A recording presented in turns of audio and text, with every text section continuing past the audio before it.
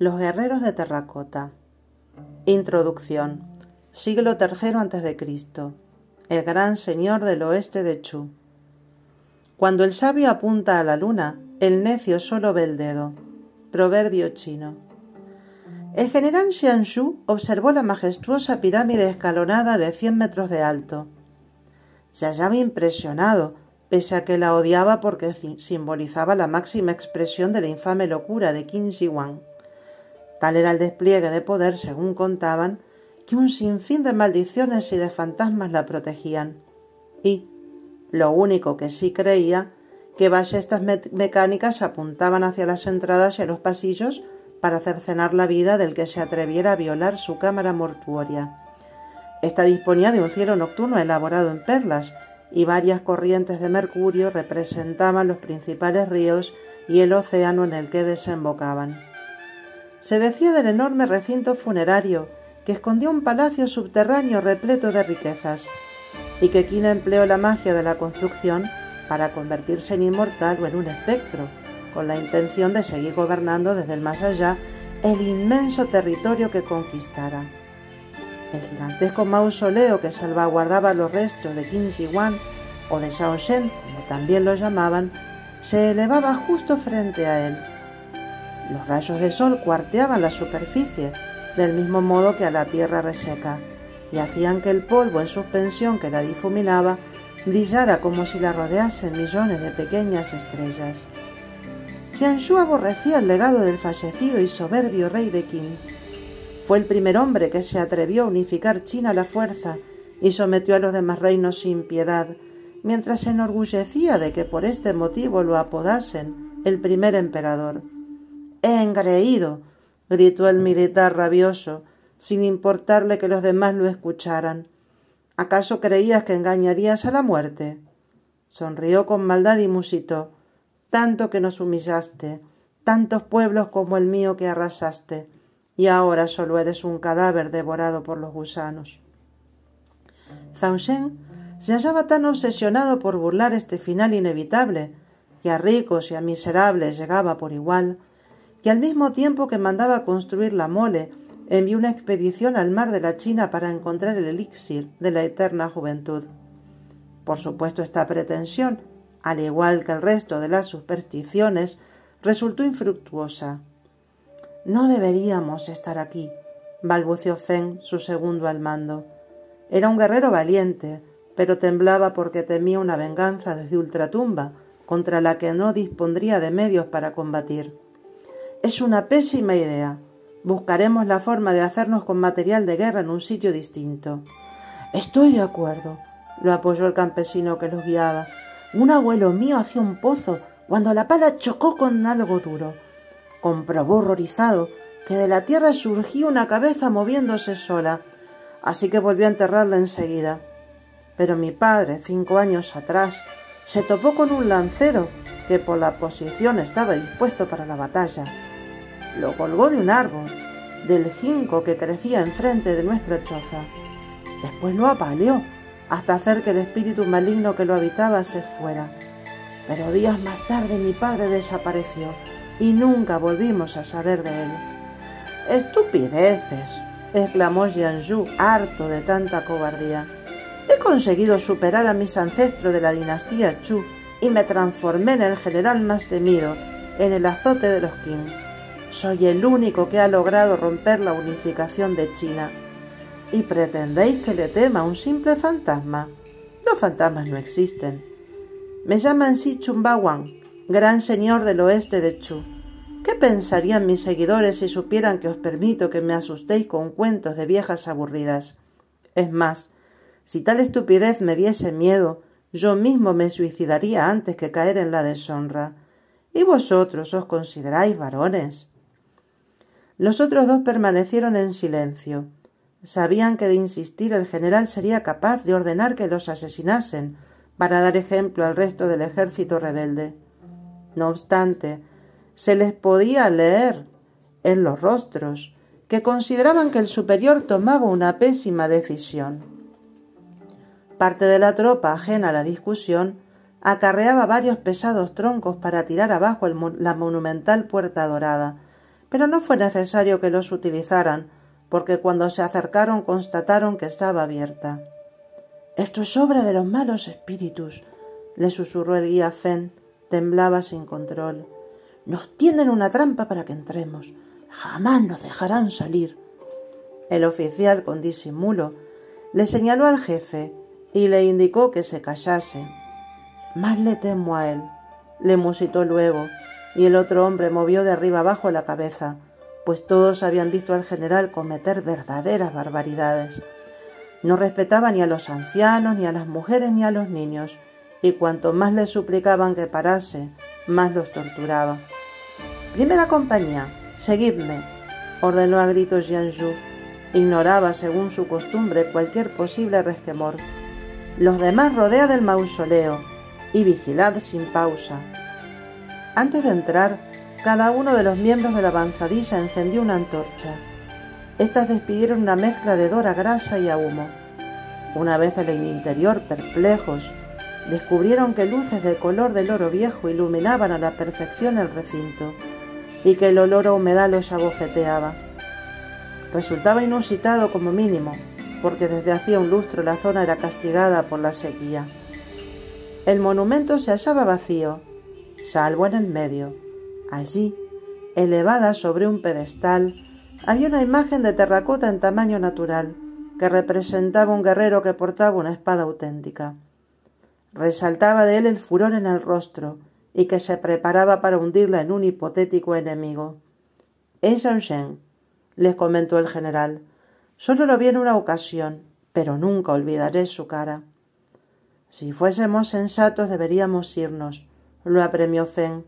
La sensación de alarma a estas alturas le tañía en el cerebro con la insistencia de una campana de ceremonia. «¿Y si las historias son ciertas? Hemos visto fenómenos inexplicables en el pasado. Podría haber algo de verdad en lo que cuentan».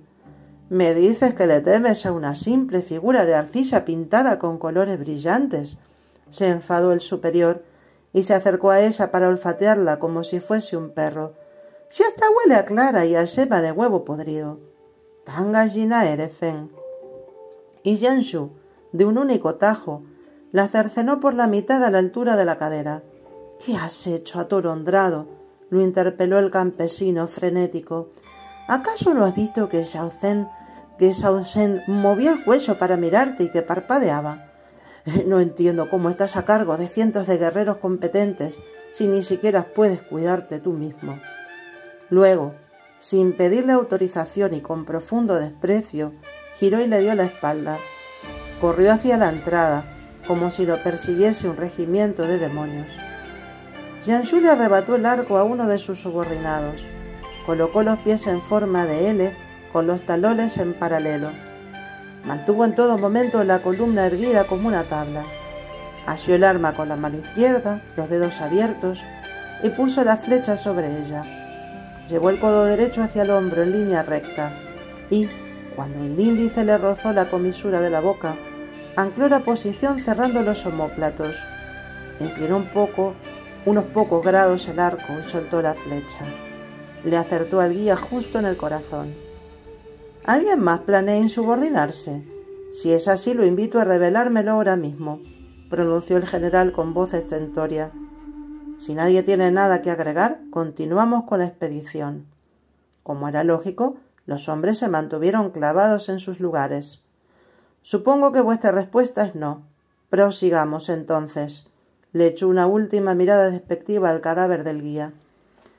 Pero los soldados no se confiaban tanto como el líder, sino que actuaban con gran cautela y escrutaban en todas las direcciones a medida que avanzaban. Fenn escuchaba unos susurros en los oídos, como si le comunicaran un mensaje, y sentía el frescor de una pequeña brisa en las orejas. Se daba vuelta y no había nadie. «Aquí hay una escalera», les indicó el tercer oficial. «Veamos qué tesoros ocultó el perverso Xiao Zhen», bramó el general. Daba bruscas e impertinentes zancadas, como si los pies le cosquillaran para ir más rápido. Se colocó el primero de la fila. Quería demostrar lo que, en su opinión, era valentía y que Fenn catalogaba de estupidez.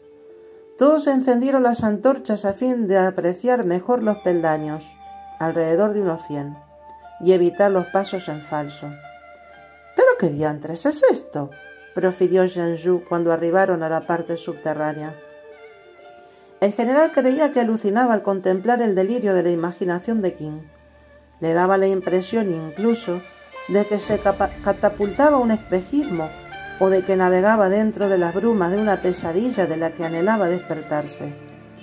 Resultaba increíble y hasta patético. Delante de ellos varios fosos organizaban un ejército de esculturas elaboradas en terracota, muy similares a la única que hallaron en la planta superior. No se enfundaban en uniformes que las homogeneizaran. Era como si se enorgulleciesen de sus particularidades. Cada una usaba la ropa que le correspondía de acuerdo con el rango y la relevancia. Los soldados rasos lucían ropajes de tela de cáñamo y los oficiales de seda. Las vestimentas eran tan realistas que hasta daba la sensación de que se movían con el aire que penetraba en la sala. Jean Jou comprendió, anonadado, que las figuras reproducían el ejército con el que el primer emperador unificó China. Fascinados, empezaron a recorrer el primer foso. Analizaron los guerreros y los caballos, unos 6000 en total. Eran tan realistas que parecían respirar. Había una compañía a la vanguardia de unos 200 soldados que portaban ballestas y arcos, después de la cual existían 30 líneas de carros y de infantes. Se hallaba flanqueada por 2 filas que las protegían mirando hacia afuera, como si estuvieran allí para prevenirlos de alguna presencia enemiga. En la segunda fosa desfilaban unos 1400 entre arqueros, soldados de infantería, lanceros, jinetes de caballería y más carros, y 2 comandantes, uno al final y el otro al principio, este último montado en un vehículo de combate. El comandante en jefe, en cambio, se hallaba en el tercer foso con los oficiales. «Nos llevaremos las armas», comentó Jean Jou. La euforia le hacía perder la noción del tiempo transcurrido. «Las espadas están sin oxidar, las recubrieron con cromo, y esto impidió que se deteriorasen. Si hasta mantienen el filo, y los mecanismos de las ballestas automáticas se hallan en perfectas condiciones. Nos haremos también con las flechas. Todas tienen las mismas medidas y son mejores que las nuestras. Volved y guardad lo que nos sirva en los sacos». Fen observó cómo sus compañeros, al igual que los buitres y que otras aves carroñeras, se tiraban sobre los guerreros sin ninguna contemplación. Los despojaban de las pertenencias y aprovechaban para destruir a algunos. Imitaban la conducta del general poco antes, pues añadían la burla y la risa a la devastación. De improviso, Fen frunció el entrecejo. Creyó percibir un ligero movimiento y un diminuto resoplido. Su instinto le anticipaba, además, que algún elemento desentonaba en el ambiente. Era la misma señal de alarma que, en medio de una batalla, lo impulsaba a girarse en el instante justo para repeler la estocada del traidor que pretendía perforarle la espalda. Por eso era el segundo oficial, porque nada se le escapaba. Así que se alejó hacia la escalera y subió algunos peldaños. Buscaba la nota de música que desafinaba, el detalle que no se hallaba en su sitio, y elevado por encima del suelo lo encontró. Constató que del lado derecho, fuera de las fosas y de la formación marcial del resto, un guerrero miraba hacia sus compañeros mientras arrastraba un objeto. «¿Qué será?», musitó intrigado, y caminó hacia allí. Un escalofrío lo recorrió por entero cuando arribó a su destino. Comprobó que la figura tenía descamados como si la hubieran golpeado, y que en la mano derecha agarraba fuerte una lanza de verdad. Y lo peor, con la izquierda aprisionaba el brazo de un esqueleto. Este vestía las burdas ropas de los agricultores. La vibración de su señal de alarma aumentó de volumen. El estruendo interior equivalía a la magnitud de un terremoto de los potentes, y le impedía ignorar este hallazgo y regresar al lado de su grupo de vándalos, porque le indicaba que él contaba con la información y que sólo debía procesarla, rastrear los datos que guardaba en la mente. Hilar fino, en definitiva. Utilizaría los 5 sentidos para analizar. Empezó por el olfato. El penetrante olor a humedad de los restos le recordó a Fenn la sequía del último lustro, y pronto se le hizo la luz. Rememoró, aterrorizado, la historia del lancero que halló el padre del guía, y cómo lo apaleó para alejar al mal espíritu, y supo, sin ningún género de duda, que la figura se vengaba del agresor, porque lo arrastraba por el mausoleo y lo convertía en parte del decorado. En el momento en el que Fenn comprendió esta realidad, que dentro de las formas elaboradas en terracota vivían los fantasmas de los auténticos guerreros, le dio igual lo que pudiese pensar de él el general. Aprovechó que estaba distraído junto a sus subordinados para subirse a la escalera de nuevo. Se entretenían en destrozar algunos guerreros y en quemar unas estructuras de madera. Desde este sitial privilegiado vio cómo, dando pasos diminutos, el ejército de terracota se aproximaba a los saqueadores sin que ellos lo advirtiesen. Cobraban vida y las vestimentas se sacudían con el viento que generaban al moverse. Voló por encima de los peldaños como si lo persiguieran, aunque ninguno se centraba en su presencia. Estuvo a punto de tropezar con la mitad del cuerpo de la estatua del primer emperador, que se arrastraba por el suelo para reunirse con los suyos. A jefe rebelde Shausen matar. El tono del máximo gobernante, además de espectral, era imperativo y sonaba tan punzante como una catarata al horadar la piedra. Tembló cuando éste le señaló la salida.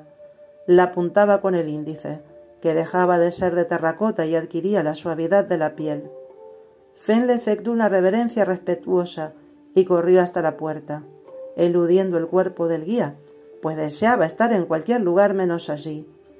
Salió despedido por el acceso, como si el mausoleo lo vomitase hacia el exterior. «¡Tropa!», le gritó a los soldados recomponiéndose, y éstos lo rodearon con rostros interrogantes. «Yanshu me ha ordenado que nos vayamos hacia Chu». Nadie dudó de su afirmación, ni le preguntó algo. Las palabras estaban de más. Se notaba que el mismo pánico reverente los inundaba también, porque nunca habían avanzado tan rápido como ahora. Cuando el mausoleo se convirtió en un diminuto puntito detrás de él, Fenn se premió con el pensamiento de que podían considerarse afortunados. Serían los únicos sobrevivientes.